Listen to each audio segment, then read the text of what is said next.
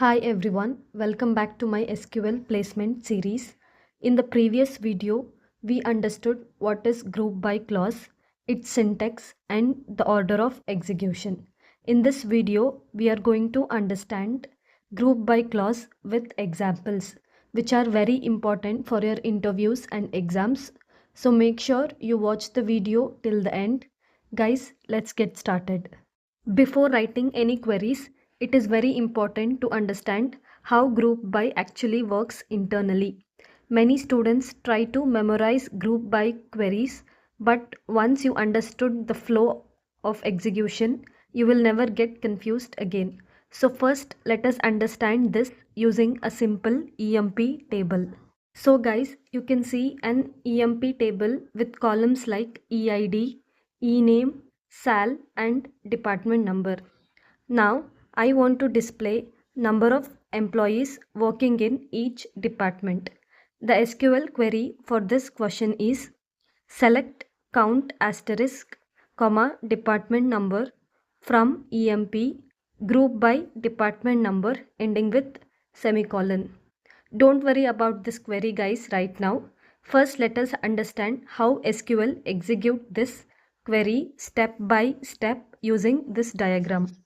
First, SQL always executes the from clause. That is, SQL will fetch all the records from the EMP table. You can see the complete EMP table is selected. Next, SQL executes the group by clause. That is, group by department number. It groups rows that have same department number.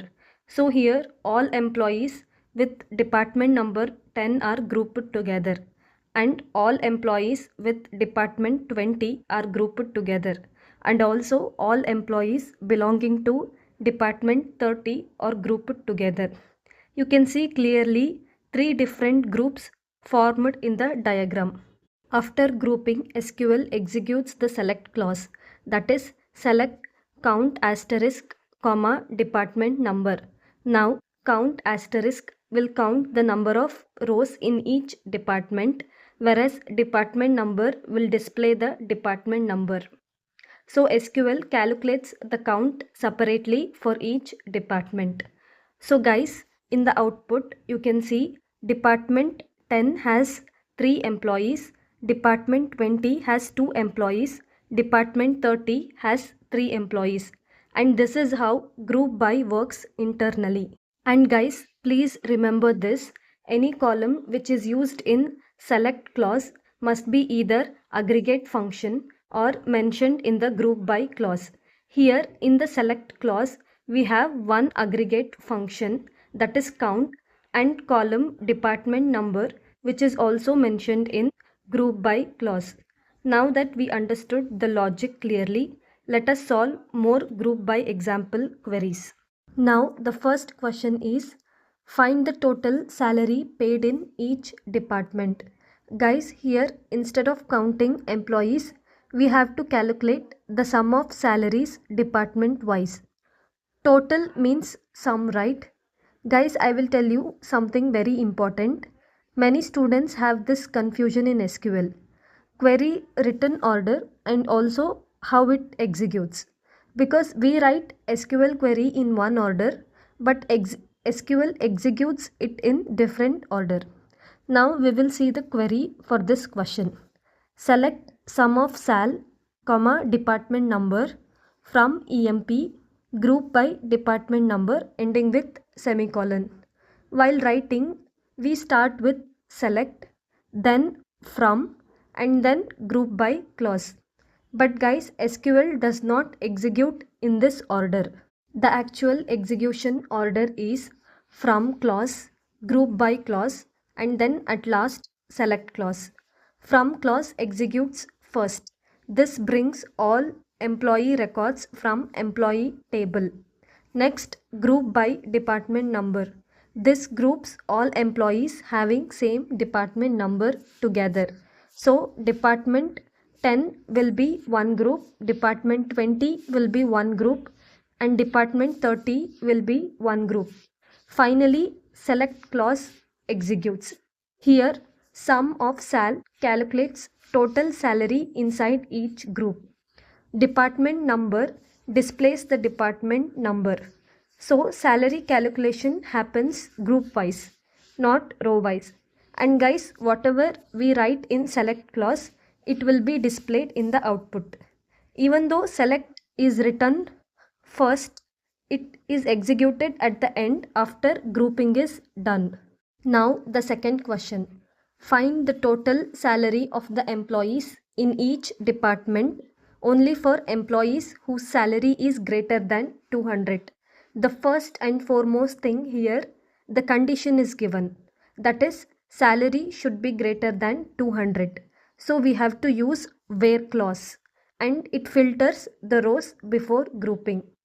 From EMP, this executes first. All records are taken from EMP table. Next, SQL executes where clause and this removes employees whose salary is less than 200 or equal to 200. It removes A, B, D, E, F. Only C, A, C are taken. Guys, here names are repeated because two employees can have same name, right? There is nothing wrong in that. Next, SQL executes group by clause, that is group by department number. The remaining rows are grouped by department number. So in department 20 salary will be 500 and in department 30 salary will be 300 and 400. Finally, SQL executes select clause. Sum of sal calculates total salary inside each group and department number displays respective department number. The output will be department 20 has total salary of 500 whereas department 30 has total salary of 700 and department 10 is not shown because no employee in that department has salary greater than 200. And guys, please remember this, where filter the rows, group by groups the rows, whereas aggregate functions works after grouping. Guys, now it's your turn to practice. I have prepared 4 practice questions based on the same EMP table. In these questions, some queries need only group by clause and some queries need where clause, also along with group by clause. So try to focus on execution order while solving them. All these practice questions are already mentioned in the comment box. Write your queries in the comment box. If you get confused at any step, you can post your doubts in the comment box. I will check them and try to reply. So guys, that's all for this video. If you found this video helpful, please like the video and share it with your friends. And if you haven't subscribed to the channel yet, subscribe now and turn on the bell icon so you don't miss upcoming SQL and placement related videos. See you in the next video. Happy learning.